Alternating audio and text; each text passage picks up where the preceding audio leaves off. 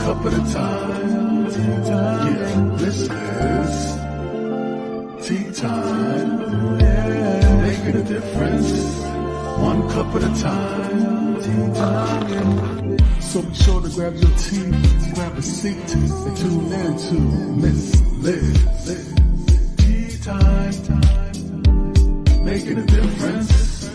One cup at a time. Tea time, yeah.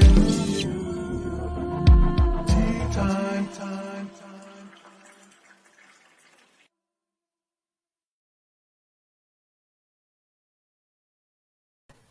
Well, good morning. That's right. It is morning tea time, and Miss Liz is back. And today I have an incredible guest joining me from the United States. So we're going to do the disclaimer, and then I'm going to do a little intro with her bio, and then I will bring her out, and we will sit and spill some tea today, and we will get to know Jurema. I will get it right. But let's sit back and let's enjoy a good old tea time. Miss Liz's tongue is just a little woolly today. Disclaimer for Miss Liz's Tea Time live show. Miss Liz, myself,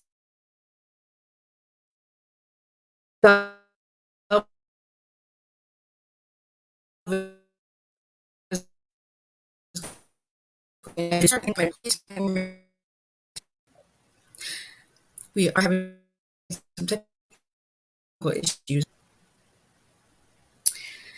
Please be advised that the content brought forward for any Tea Time show hosted by Miss Liz myself is always brought forward in good faith, however, may bring forth dialogue and opinions that are not representative of my platform. The facts and information are perceived to be accurate at this given time of airing. All Tea Time guests and audience participations are responsible for using their good judgment in taking any action that may relate to this discussion. The content brought forward may include discussions for some where it may be emotionally at risk. It is significant to know that this show is engaging in discussion forums only to offer and inspire awareness and connection and is not providing therapeutical advice. If you have any questions about this disclaimer or the panelist discussion, you may freely contact me, Miss Liz, through my email at bookingmissliz@gmail.com. Moving forward, should you choose to voluntarily participate in this show in any aspect, I myself, Ms. Liz, welcomes you.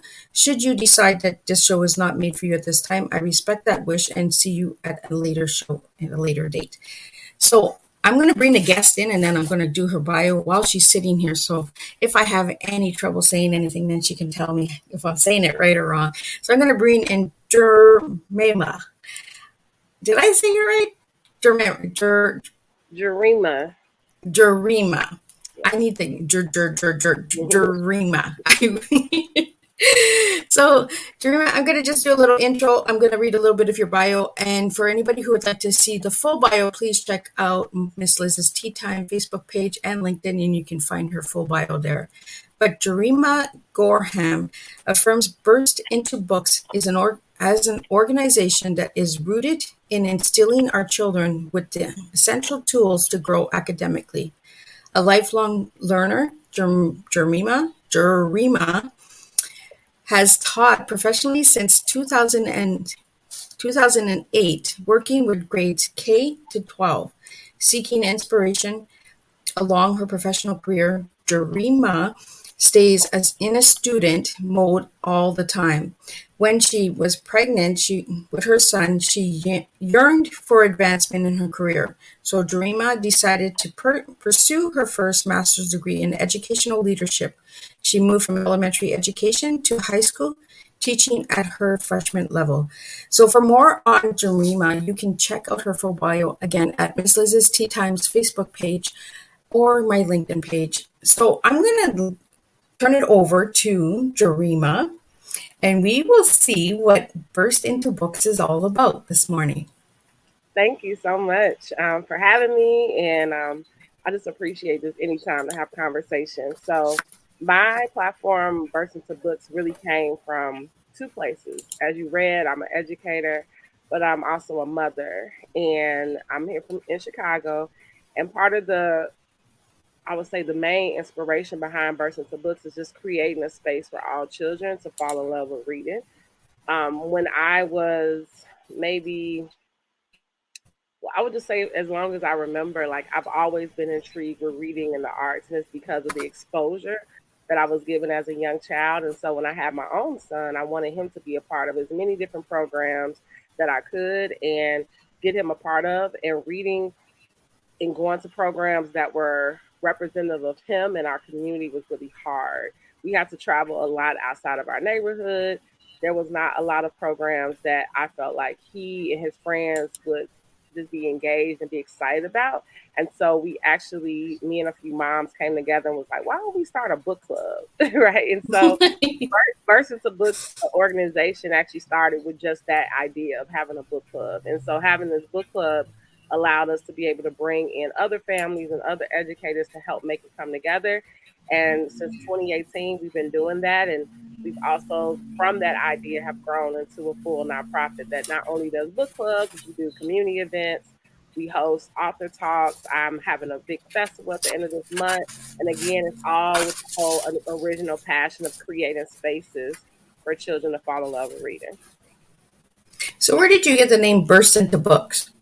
So actually, that was a name that one of my best friends helped me come up with. When we first started the book club, it was just not one. We have four different groups, and so I remember having a conversation with my friend, like, okay, we can't just call it the book clubs. Like, we got to think of a You cool gotta get name. something in here. Right, like, what could be the name? And she sent me a list of about five different names, and I actually polled the families. Like, I asked them, like, hey, out of these names, which sticks out to you? And every person, if they picked two, one of them was always Burst into Books. And so I said, you know what? That's our name. We're Burst into Books, and it really fits into what we love to do, which is really make reading come to life. So the moment I heard that name, I'm like, you know what? That is the name. Well, I like it because it's burst into education, right? Burst into the books, Yeah, get yeah, into it. Like really, just the word burst is just like it. Like let's it's a just do lot this. in the name. Yeah, yeah. So you started this in what year again? Can you 2018. So we're going into 2018? our fourth year. Yep. And you have donated books, I believe. Yeah. So another big part of again that access is having accessible books for all families and schools. And so we started off even with the book clubs asking for donations because I wanted families and kids to be able to not just come to book club, but they can leave with books. And so we get donations from a variety of places, whether that's for the grants or schools or families in the neighborhood are like, hey, we have books that maybe our children have outgrown. We would love to give. And then we repurpose them. We bring them to our events. We have people that reach out to us. Like we have a bunch of back to school events that's coming up in a couple of months, and schools are like, "Hey, can we have some books?" And so we set up a table and we allow free of charge for families to get books so that they can really help build their home libraries. Oh, well, that's really cool. So when you have these donations, do you have like an event to gather these donations, or? So we have events, right? So any event we have, people can bring books. I'm actually sitting right now in 2020. We were able to purchase a building, so I'm actually in my building Oh, right wow! now. Congratulations! Thank you. So we have people who are like, hey, we have book donations and we'll coordinate times for them to come and drop off books. So it's, we collect them at events, but then we also have opportunities for people to come by and bring us books. Oh, that's really cool. Thank you. So, what do the kids think of burst into books when they hear that? You know what? It's so funny because I really believe that our families and children love our programming just because we design it around them, right? And so even with our book clubs, kids that come, they love it because it's not just like come in and read and talk, but we have guest authors that come at every session.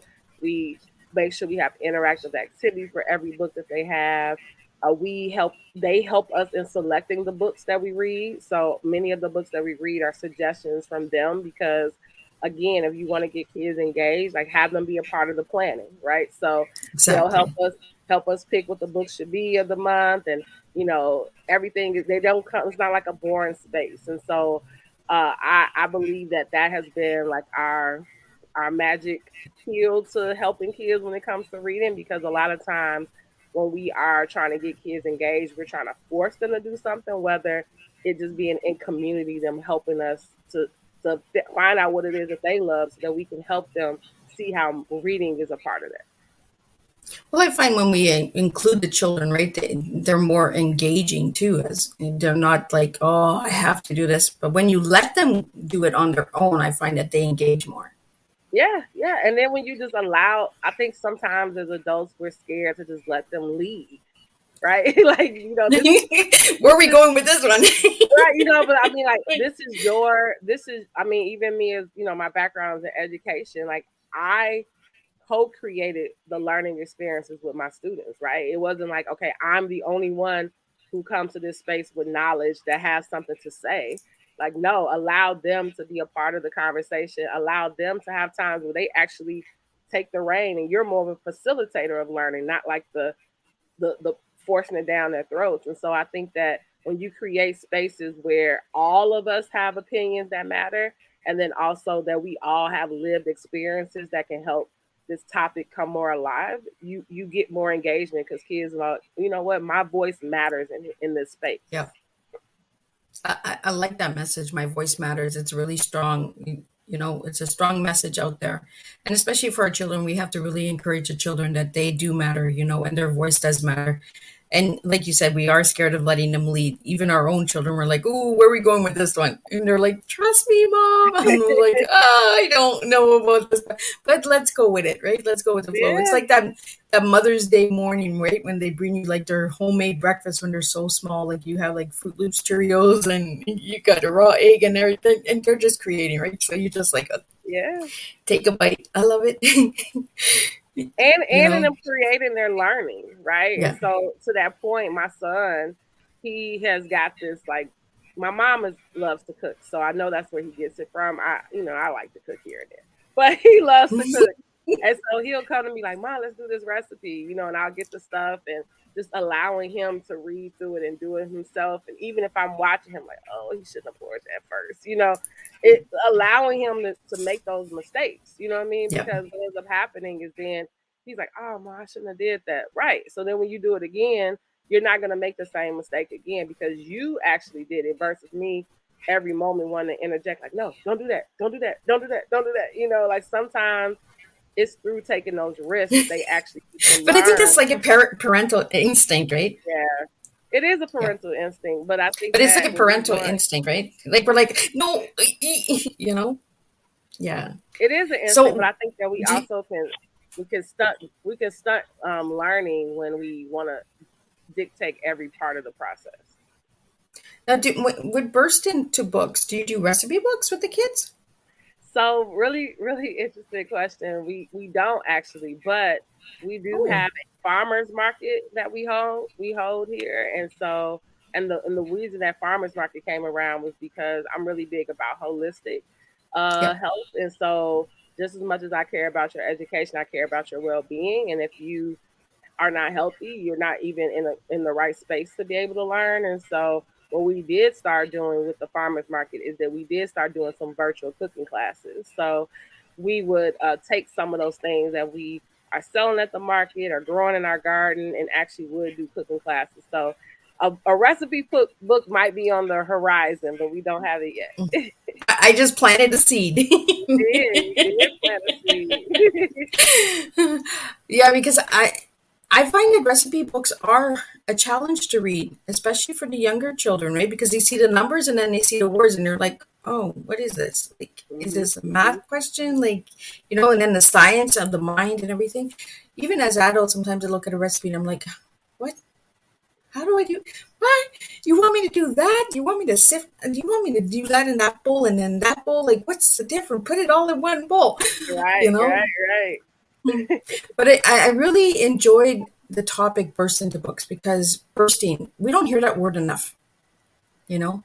And for the listeners out there that are listening, we are talking with Jurema today, and we are talking about burst into books. So if you'd like to know more about her, please check out her website. It is listed here. And for anyone who is listening to the audio play of this tea time, you will find all of her information in the description box.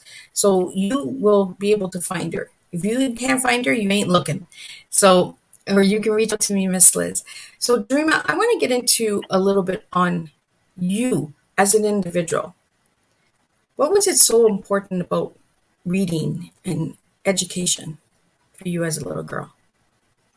Um, I, I think that education for me has always been something that I've been drawn to because I'm just a naturally curious person, right? And so I always, when I was younger, I asked a lot of questions and I always wanted to kind of understand the background behind things. And what my parents and my family would do is that they would just kind of push me to want to learn more so that it was in a book, right? So we would go to the library and we would, explore, and then they would take me to museums and just always explore. Like my grandma, I attribute a lot of my love for like reading and the arts to my grandmother because she was really big about like if it was a cultural festival, taking us to that, or if there was some kind of play, I would go to a play. And so I just my curiosity and then my love for stories just all kind of came together. And so it made me want to love reading and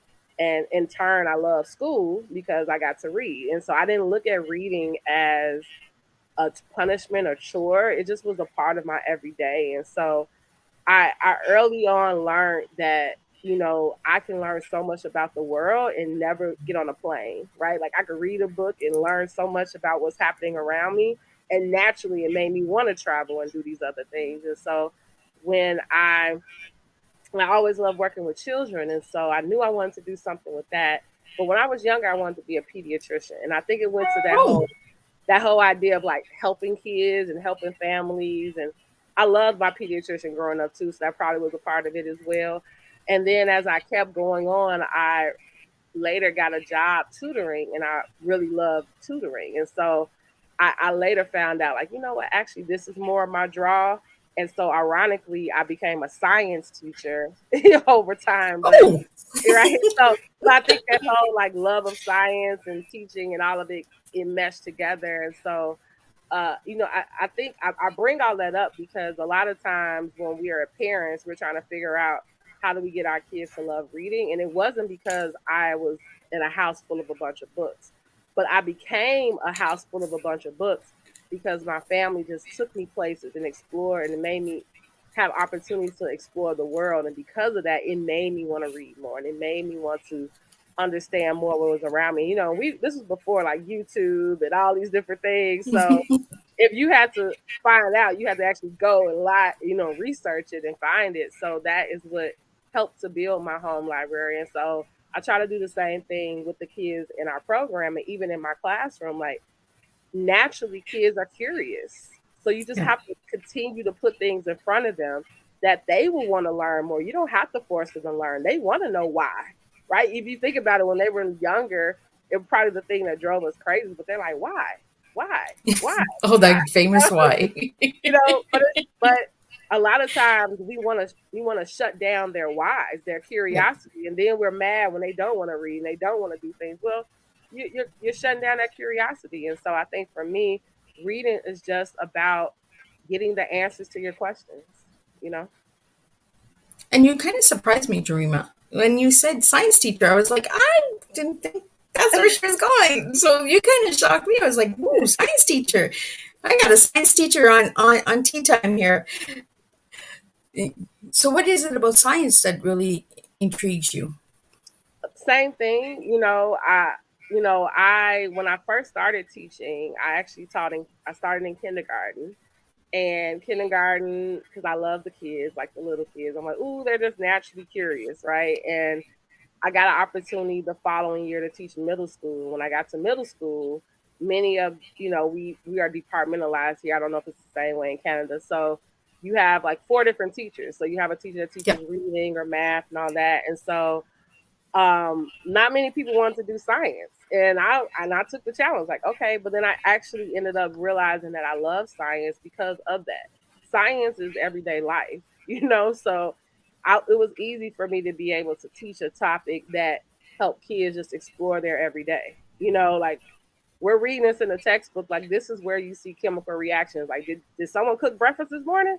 Guess what? You just saw a chemical reaction happen. You know what I mean? Or just like helping them understand that what you're reading here you do every day, and it's just a matter of you better understanding why those things happen. And so again, people are shocked when they learn that, my trade is science, but science is filled with reading, right? So you Yep. have to be able to comprehend and context clues, and a lot of the terminologies are the same. I would help my kids on like compounds in science, compound in words, same thing, two things mixed together. Like just being able to understand that all these things are universal. And so science for me is just again an opportunity for people to understand that the point that we're even able to talk right now is science, right? And it's just you Yep. breaking down how does that happen, and then that's when people become interested, because guess what? Me learning that knowledge is going to help me make better decisions about my everyday, because now I have more answers to my questions. So yeah, that's where the whole science comes in. Well, you should have guessed science. You're a cook, right? And it's like you said, like adding the ingredients for the cake and that. I should have it should have clicked in. It's She's a okay. science teacher. I've never had a science teacher on tea time, so I'm a little bit excited, guys. Oh yeah, ask me anything. I love it. I love it. And I actually love science because I love the research. I love trying to understand why this and this, why that rubs and that makes this outcome. And then you put these two together and it's like, oh, don't do that again, you know? Uh, so I want to get into a little bit more on the bursting into books. So it's been since 2018. So what kind of things do you have coming for the viewers and listeners out there to look forward to? And is this only in the United States? Are you looking at doing global? Are you global? Um, yeah, let's just dig into this. Burst into books. Yeah, let's get into it. So, as far as here in Chicago, we definitely have a lot of programming. At the end of this month, I have a huge literary festival that I'm hosting on July 30th, where we're going to have authors from around the city and actually some that are flying in. Our guest author is a really well known children's author. Her name is Jacqueline Woodson. She's coming here from New York. We have just different workshops and engaging spaces for kids. And again, it goes live performances, but it goes back to the whole idea of like reading and the arts coming alive. So that's what this space will be. So if you want to learn more about our festival, if you're in the States or will be in Chicago or want to come to Chicago on that date, it's going to be an awesome, awesome day. But the cool thing is, the last 2 years with the pandemic, really opened my eyes more into like what Burst into Books can do and where we can be. And so the last couple of years, many of our things has been virtual. And because of that, it's expanded our audience. And so even for instance, our book club was virtual, which allowed us to have kids from all different cities and even a few different countries that could participate. And then our guest authors were from other places as well. And so we've had some international authors who have been guests because all they had to do was log on, right? And so when they logged on, the kids is talking to someone who's in the Virgin Islands or who's in Africa, or who's in London, and it just, I think, helped all the more our mission of kids just seeing like, man, this is a universal thing, right? So storytelling is something that happens all over the world. And so because of that, even though things are starting to open up a little bit more, I'm still keeping that component. So we will Yeah. have virtual spaces. We will have opportunities for, even though our book club is in person, people can live stream in, right? It's been really cool to just see how innovative we can become when we're limited to being in one space, right? So Well, I you're a science teacher. Anything is possible, right? We can get these components to join, right? Connect the dots. Like exactly anything is possible. We have anything, science. anything. The fact that we're even having this conversation, I was like, I did not know you were in Canada. That's amazing to me. I think just even that just shows, 3 or 4 years ago, we wouldn't have even imagined this type of thing, right? But now Yeah. it's the norm, and we're able to just log on to a StreamYard or Zoom, and we can have the world at our fingertips. So I'm really excited about the development of where things can go. Well, I think that's what the pandemic has really taught all of us, right? Is that we can connect through different countries, different communities, and families now with Yep. technology. We can use technology in good ways and connect and really brand and grow.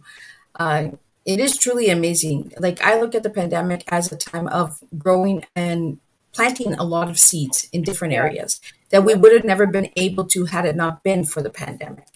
Very true.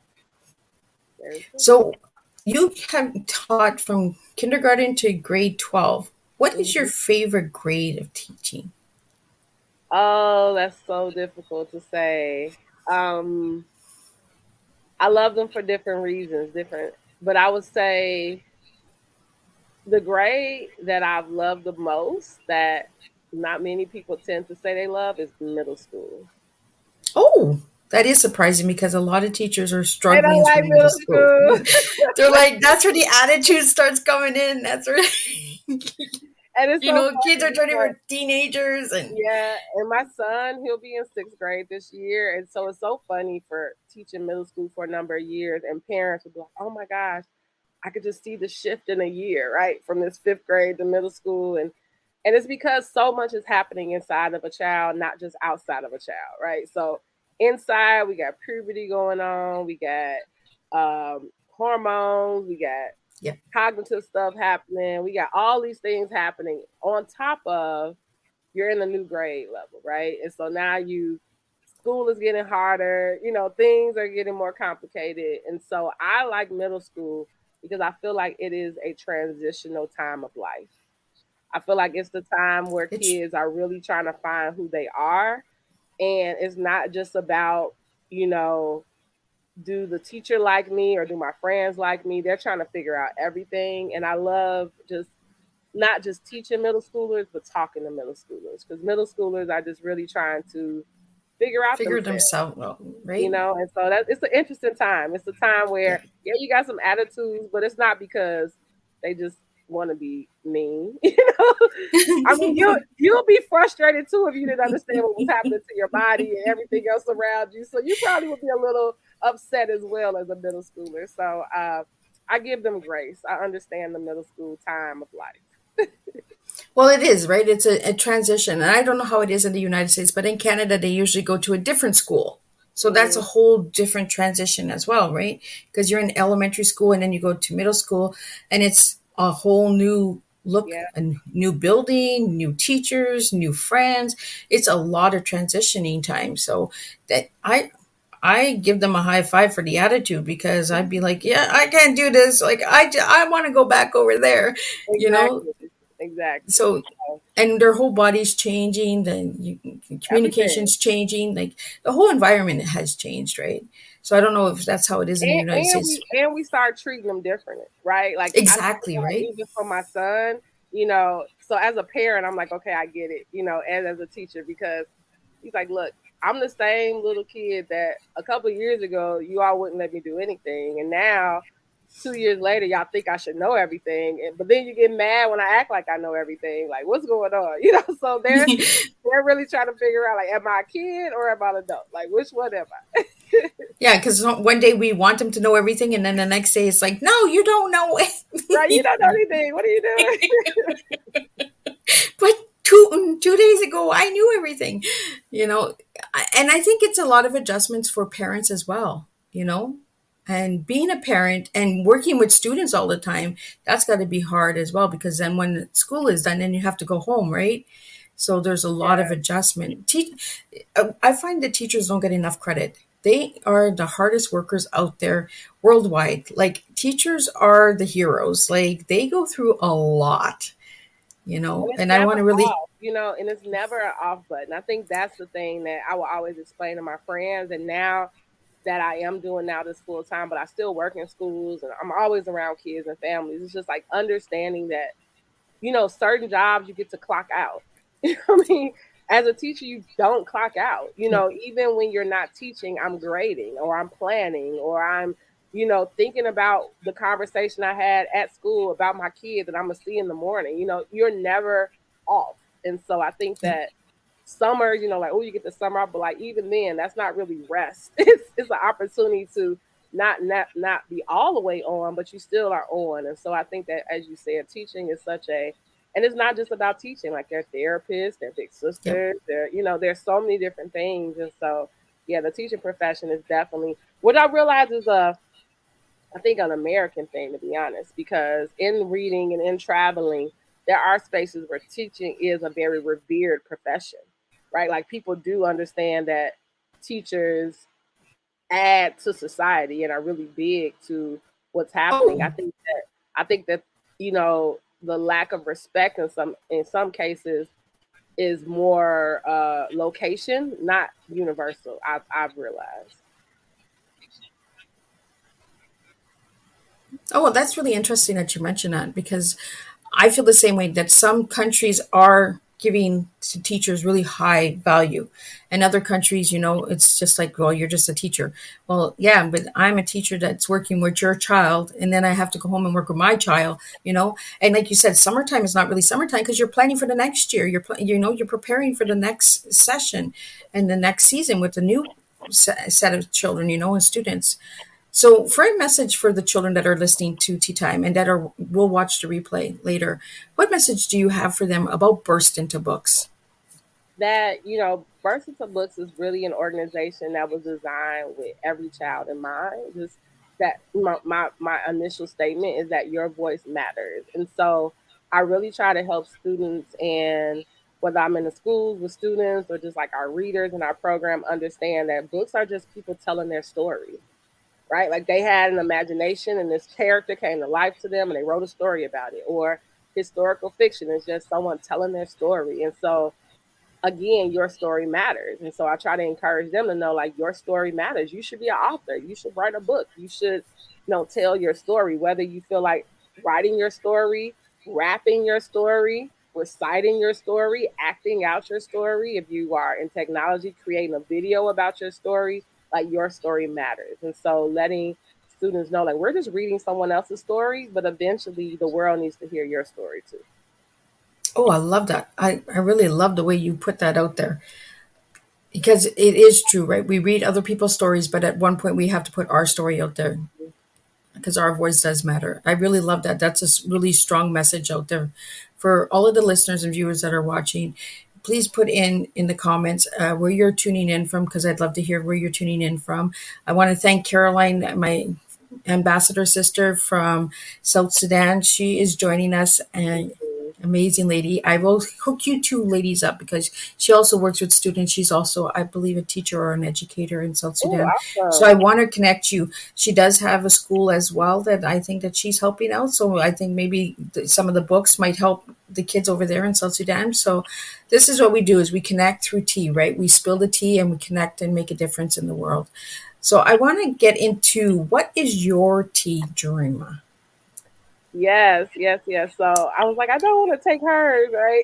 Teaching education. It would be okay. I would be okay with You'll be sharing okay it with it. if that's what it was. I But couldn't I think want of it. nothing else. I was like, I think that's what I do. Like I teach educational awareness. So I would say that's my tea. Like my tea is, I think, along with that, like with teaching educational awareness, is that it's really about teaching in a way that your everyday life is lessons, right? And so I'm always a big proponent of like showing the relationship in education, not like education just stops in the classroom. And so that's my tea. Like I believe in every day I learn something new, and I'm not always in a classroom, right? And so I think that it's important that we understand that learning doesn't end when school is out. Learning didn't begin when school started.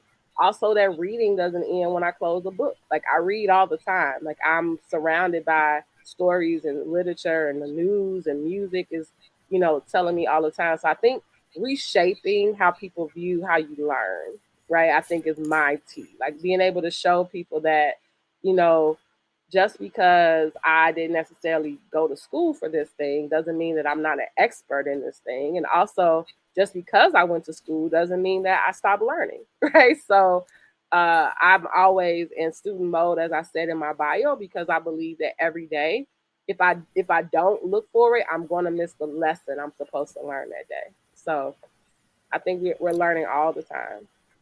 Well, I like the word reshaping. We don't hear that word enough. You know, Hmm. I think that's an important word. Also, reshaping. Like I wrote down here, reshaping your tea. Life lessons.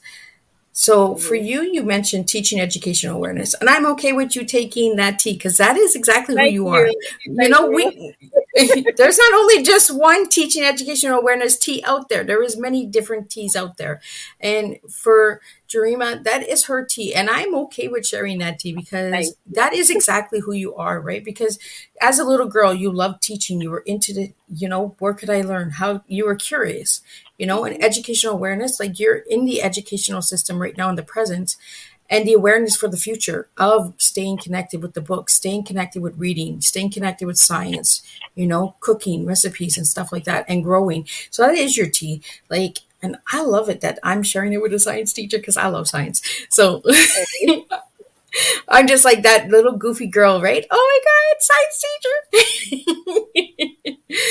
I always liked the science fairs, like, when we could experiment and we could create things, and the friction and the components and stuff like that. So Yes. that always got my attention. Like, how does that work?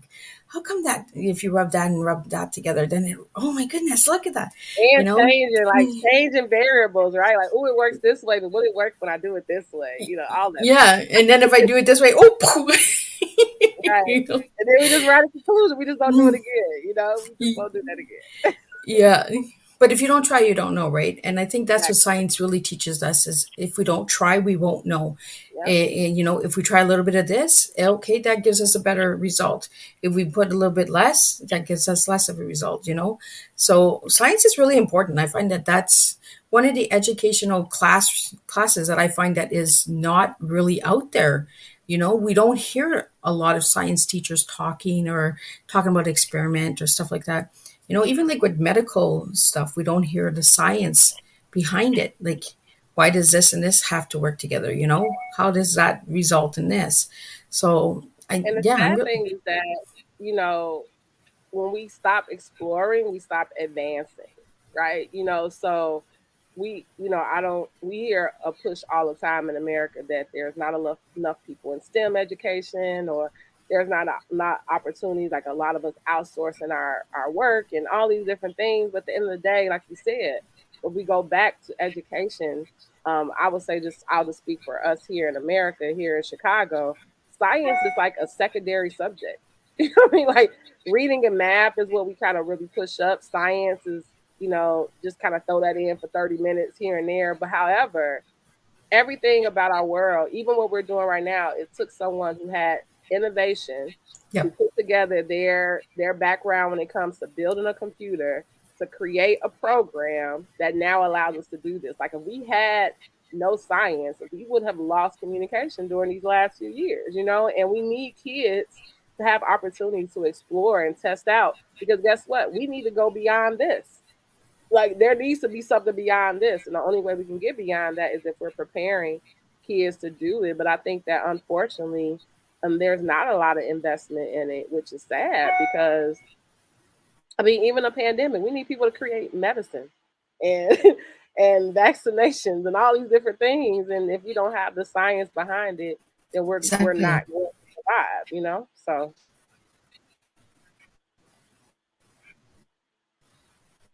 Yeah, there isn't enough out there, right? And children that are listening and watching Tea Time, if you'd like to be a science teacher, then get your education. We need more science teachers out there.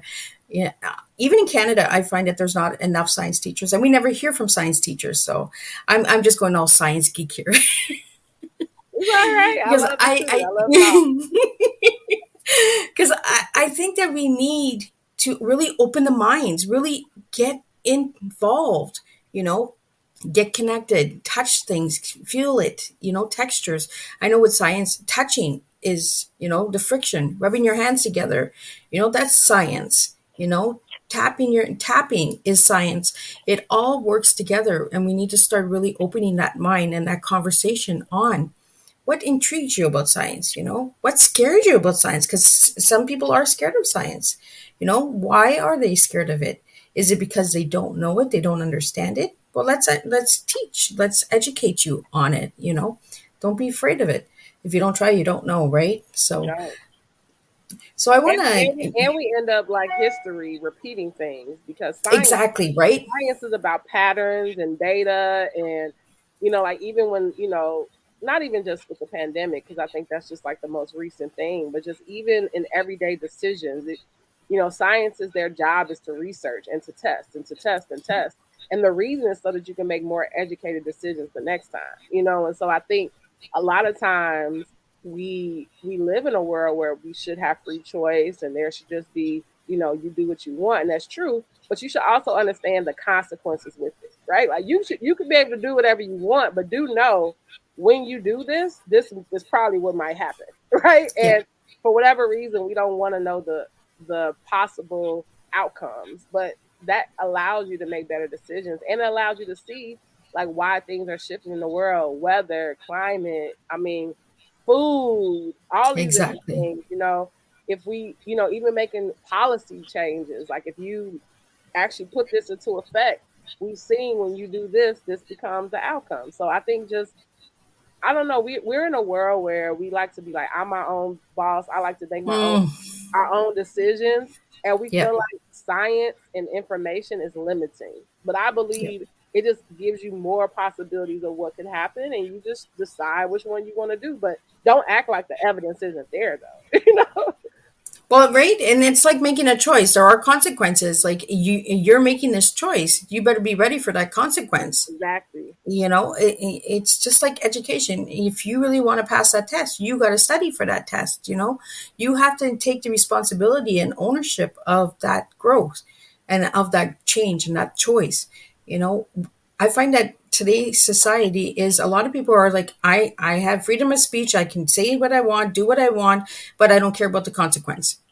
Well, you know what? There's a consequence for everything that you do. There's a choice, Everything. So I there's just tell that. I just tell my kids all the time. There's consequences for action and inaction, right? Like you can be like, I'm not going to do anything, and there's a consequence for that, right? And there's a Right? consequence for if you do something. So the whole idea of like, well, I'm just not going to do anything. Okay, but there's something that's going to happen because we didn't do anything, right? So Exactly. everything has a consequence. Well, it's that the negative and positive, right? And that's in science a lot, negative and positive. If you add too much positive, well, you're gonna, ooh, yeah, that's a little bit too much. You get volcanoes.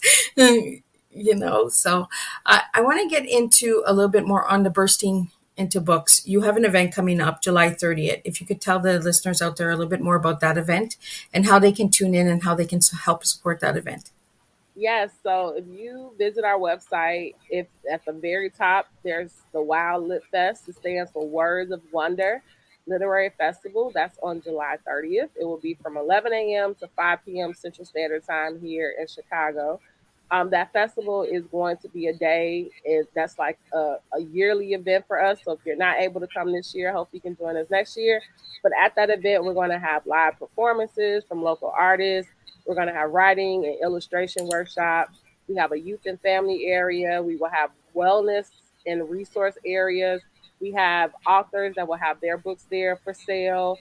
We also will have food trucks. It's just a whole day of celebration. And so I really wanted to have a space where kids could come and their thing is there, right? So I'm about all the different ways reading is possible. We got storytellers, we got dancing, we got books, we also have illustration. Maybe your child is really into comics and graphic novels. We have that, poetry. We have poets performing.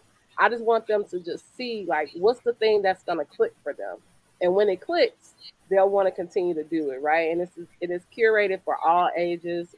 We have an adult writing workshop because I believe parents, we can sometimes start losing our daydreaming and imagination. It doesn't stop when we get older. I think a lot of times we just don't give ourselves permission to still think and play because we feel like we got to take care of this or take care of that. But life becomes very dull and boring when we stop dreaming. And so we actually have spaces for parents as well. So the way you can support is there is a button you can donate because it is a free festival because we want to make sure that as many people can come to it. If you would like to be a part of it, we do have a vendors area. But again, if you're not able to do it this year and previous years, you can be a part of it.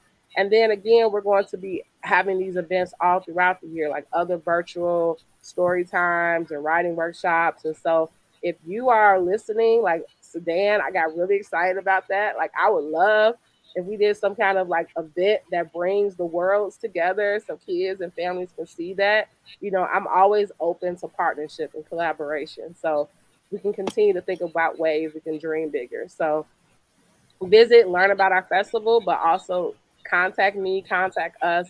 We're always trying to, our vision statement is that we envision a world that's transformed through cultural literacy. And I believe that means we're learning and we're doing things outside of our own bubbles. And so, as much as I can connect with other people, I'm always open to it. Awesome, awesome, awesome. Really incredible work what you're doing and Thank with these books and these students and everything. An incredible science teacher. Check her out. Like, you. Check me you out. never know. I You might love have her as your new science teacher in September. it. So, for the viewers out there, if they'd like to reach out to you, where's the best?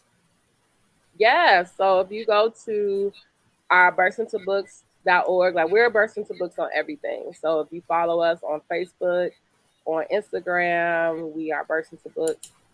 Also, if you go to our website and go to burst into books, there is a button that says contact. You can contact us through phone, email. Definitely, we're very accessible. So you can reach out to us through social media, but you can also on our website is all of our contact information as well. So, if anybody would like to have you as a guest speaker, how do they go about doing that?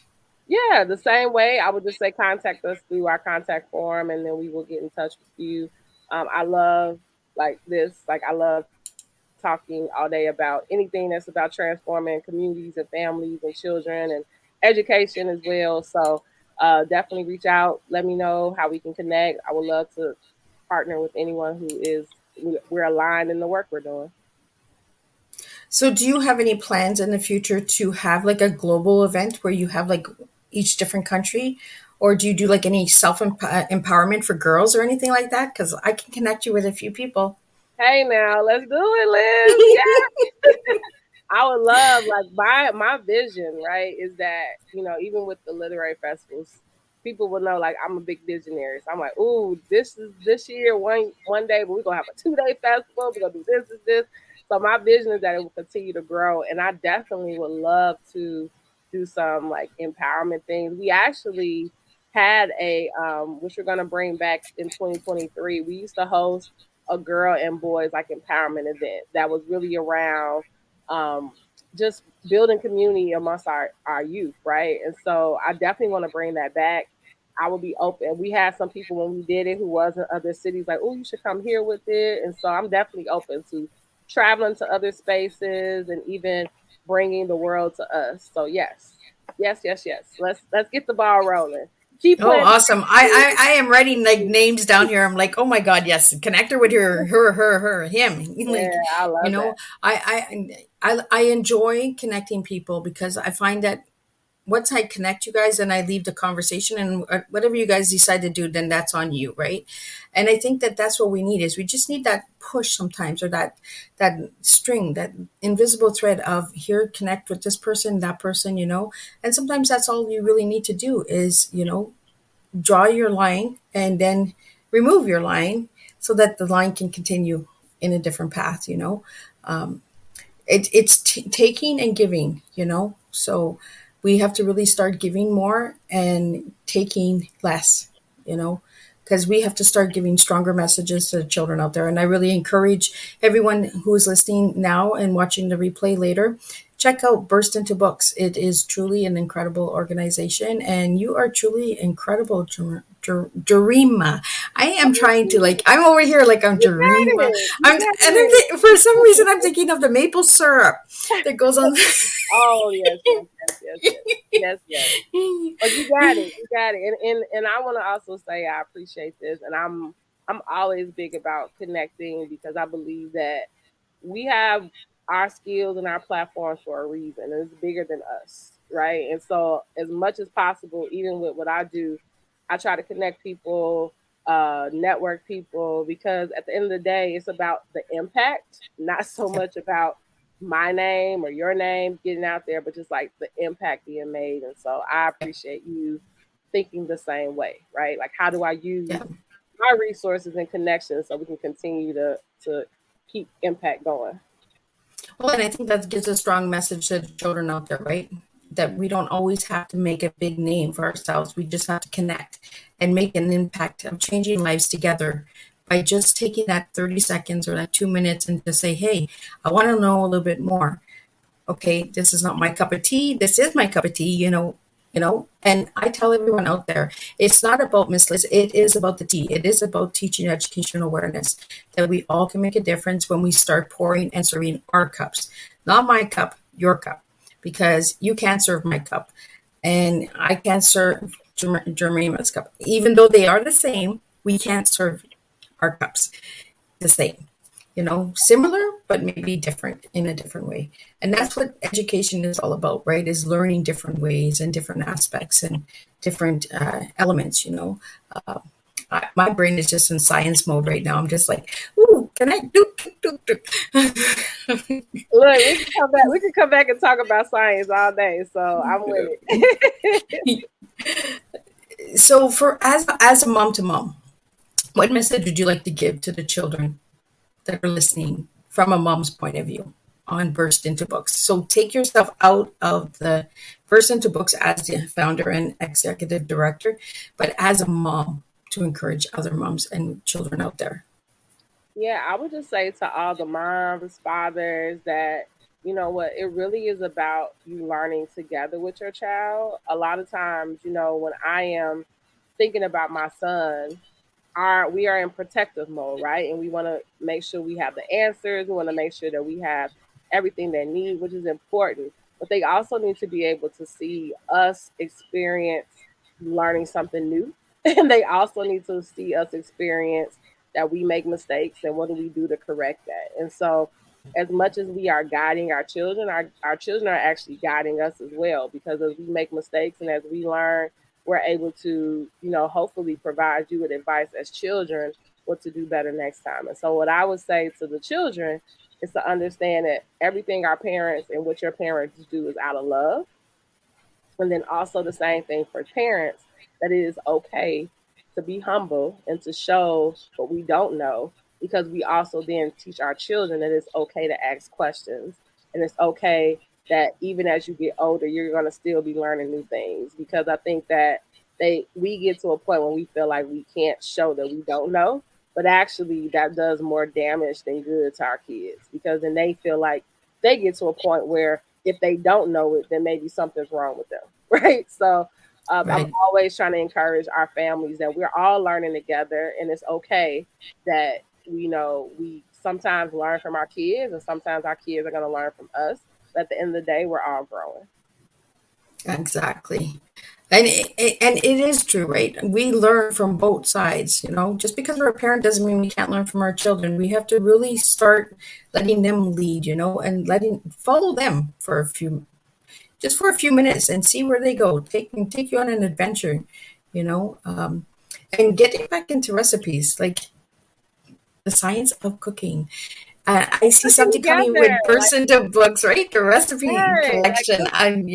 Like uh, cooking together with families. I don't know how many of us still do that, but it's really, really great. I mean, one little trick. This is a parent hack, okay?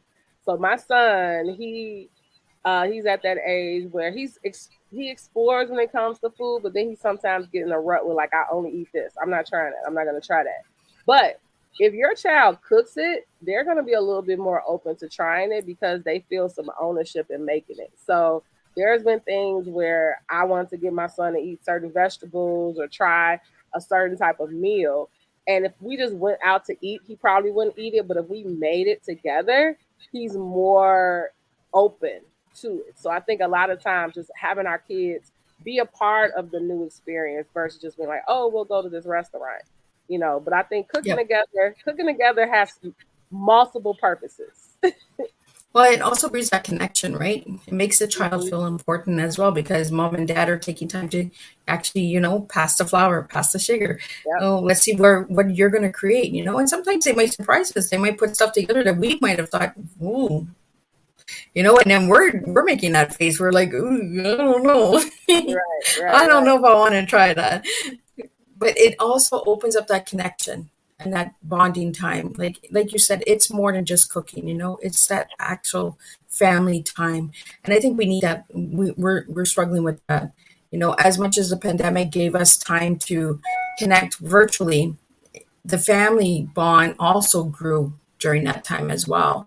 So a lot of parents learned a lot about their children during that time because they were like going to school and that. But then when they were home all the time, parents were like, how do we get it going, stay connected and stay communicating and not get stressed out because having everybody around you all the time is like, oh, I don't know. It's like a cracked egg. There's that pressure and then the egg explode. Yep. So before we wrap up your tea time, Jurema, I'm going to get it. I swear I will. I will be all day. I will be dancing over here going Jurema, Jurema. So any final words before we wrap up your tea time? I would just say, I'm grateful for opportunities to be able to talk to anyone because I believe that we are meant to be in community, even if the community is in other spaces and so in other parts of the world. And so um, I I just truly believe that the way we continue to heal and grow as a world is that we are connected to the world. So as much as possible, I know during this time for many of us, it can seem as if like these are dark times, which to be honest, there are some things that are a little dark right now. But Yeah. what helps us is that we understand that we do have community and we can have dialogue. And with Burst into Books, my mission is just really to continue to create community. I just so happen to do it centered around literacy. But I believe that whatever you're supposed to do to build community, do that because it's going to help us in this healing process and helping us to be able to have that dialogue that we need in order to move forward. So that would be my last thing. Like think about what community you're supposed to be helping build or be a part of so that we can move forward. Well, thank you so much. And thank you for all these empowering messages today. Like my brain is just on overload. Like my notepad over here has got like a bunch of scribbles on it. Yes, I do take notes when my guests are talking. It kind of encourages me as well and lets me know that I pick up little tools and tips as well as you're speaking. So I want to thank you for that. You gave me some really good tips in that.